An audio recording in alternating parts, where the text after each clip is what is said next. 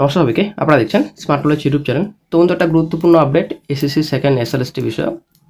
তো ডেপুটেশনের secretary sir কী জানালেন, সম্পূর্ণ তথ্য আপনারা ভিডিওতে পাবেন। সুপ্রিমে কতদিন সময় চাইতে পারে কমিশন, এই রিভিউটা হয়তো একটা ওপেন হচ্ছে। এদিকে পুনরায় কি কাউন্সিলিং হবে? কাউন্সিলিং স্টপ রয়েছে, আশা করি আমরা জানি, স্থগিত রাখা হয়েছে। তো সমস্যা রয়েছে অনেকটা, কাউন্সিলিং স্থগিত রাখা হয়েছে। আবার কি ফের পুনরায় কাউন্সিলিং হবে? তো ভ্যাকেন্সি কি বাড়ছে? তো গুরুত্বপূর্ণ আপডেট, গুরুত্বপূর্ণ ভিডিও। অবশ্যই যারা এসএসসি চাকরি প্রার্থী রয়েছেন ভিডিওটি সম্পূর্ণ দেখুন, শেষ পর্যন্ত দেখুন। আশা করি সম্পূর্ণ তথ্য আপনারা এই ভিডিওতে পাবেন। এসএসসি সেকেন্ড এসএলএসটি নিয়োগে অনগ্রসর শ্রেণী ওবিসি সংরক্ষণের জটিলতা একাদশ দ্বাদশের কাউন্সিলিংও স্থগিত করেছে কমিশন, আশা করি আমরা জানি। উচ্চ মাধ্যমিকের নানা বিষয়ে 14ই আগস্ট থেকে যে কাউন্সিলিং হওয়ার কথা 15,000 চাকরি প্রার্থীর, কাউন্সিলিং ব্যাপারে কিন্তু আগেই বিজ্ঞপ্তি দিয়ে জানিয়ে দিয়েছে কমিশন। এবং ওই সিদ্ধান্তের বিরোধিতা করে গতকালকে সল্টলেকের করুণাময়ী থেকে বিকাশ ভবন পর্যন্ত বিক্ষোভ সমাবেশে সামিল হন West Bengal untainted teachers association সদস্য। তাদের অনেকের হাতেই নিয়োগের সুপারিশপত্র ছিল।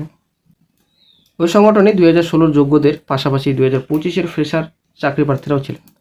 তাদের দাবি ছিল যে সুপ্রিম কোর্টের নির্দেশে যেখানে নিয়োগ প্রক্রিয়া চলছে সেখানে আদালতের অনুমতি না নিয়ে নানা পদ্ধতি স্থগিত করা আদালতের অবমাননার সামিল। ইতিমধ্যে কমিশনের সুপারিশপত্র পেয়েছিলেন, তাদের পুলিশি নথি যাচাইয়ের কথা 12, 13 এবং 17 আগস্ট ছিল কিন্তু, ঠিক আছে। তো সেই প্রক্রিয়াও মধ্যশিক্ষা পর্ষদ স্থগিত করে দিয়েছে।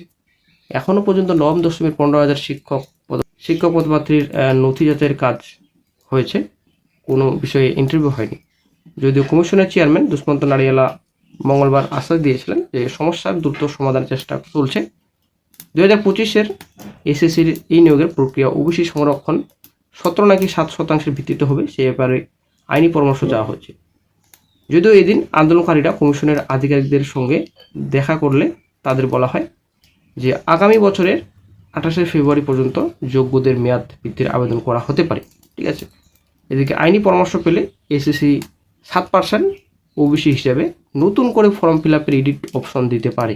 একটা গুরুত্বপূর্ণ আপডেট যে 10% নতুন করে ইনক্লুড হবে, তাদের আবার ইন্টারভিউ হবে। নবম দশমের নথি যাচাই চলবে।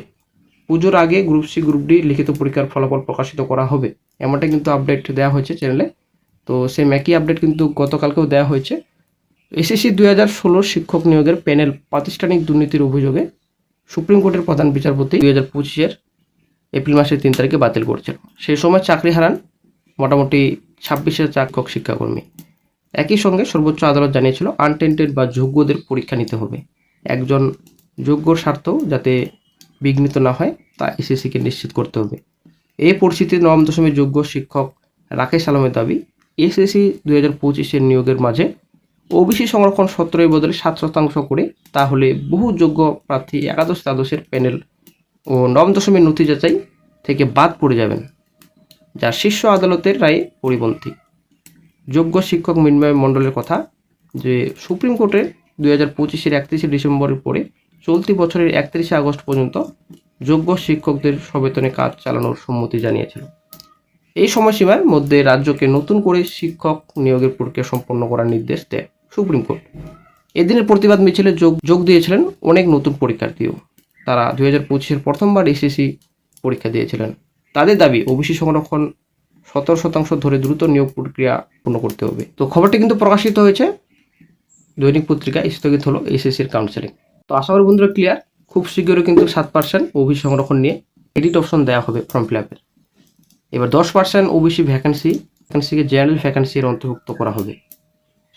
জেনারেল ভ্যাকেন্সি বৃদ্ধি পাওয়ার নতুন করে অনেক প্রার্থী ডাক পেতে চলেছে, একটা গুরুত্বপূর্ণ আপডেট, ঠিক আছে।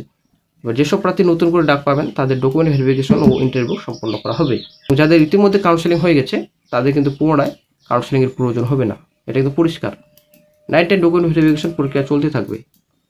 এদিকে 28শে ফেব্রুয়ারি 27 পর্যন্ত এক্সটেনশন জন্য আবেদন করতে পারি সুপ্রিমে।